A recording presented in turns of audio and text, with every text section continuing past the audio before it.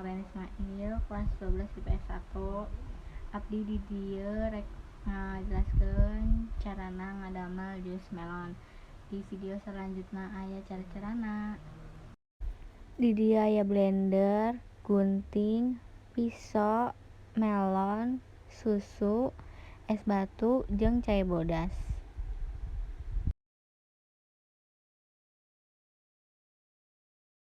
Siapkeun bahan-bahan nu disebutkeun.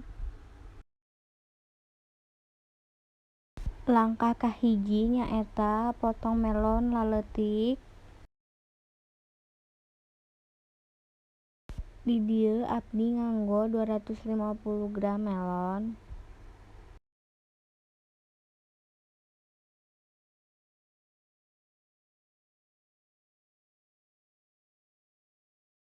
Saleresna melon ngan secukupna, teu kedah persis sami.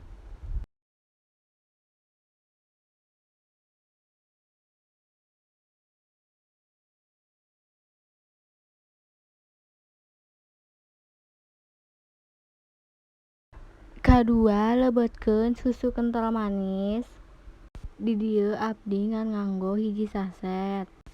Tapi upami anjeun resep manis tiasa nambihan.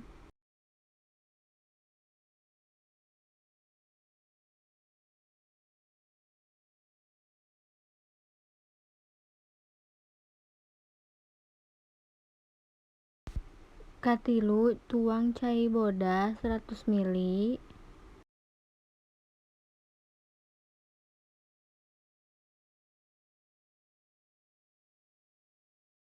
Kaopat, lebeutkeun es batu sacukupna.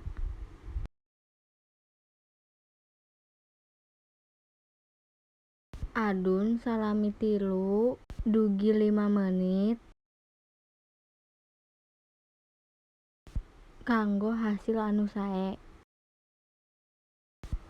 Plus cara ngadamelna gampang sareng sederhana.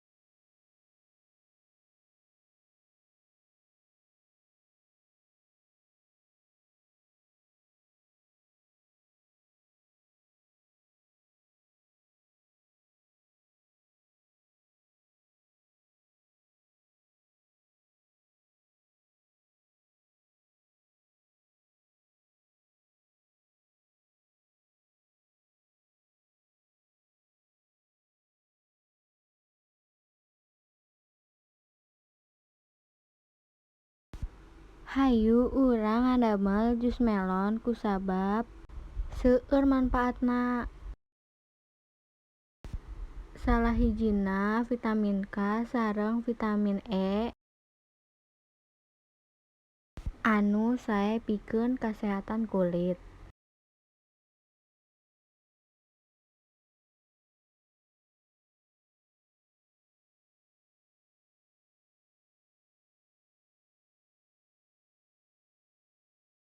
Saatos 5 menit pareuman blenderna.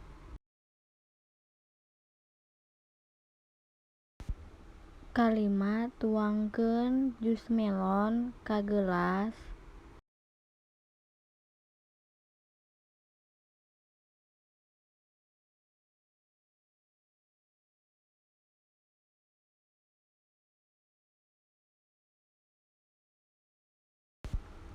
Tambahkeun deui es batu upami anjeun ngarasa kurang tiris. Saatos eta siap disajikeun. Atur nuhun geus nonton video ieu. Samoga aya manfaatna. Wassalamualaikum warahmatullahi wabarakatuh.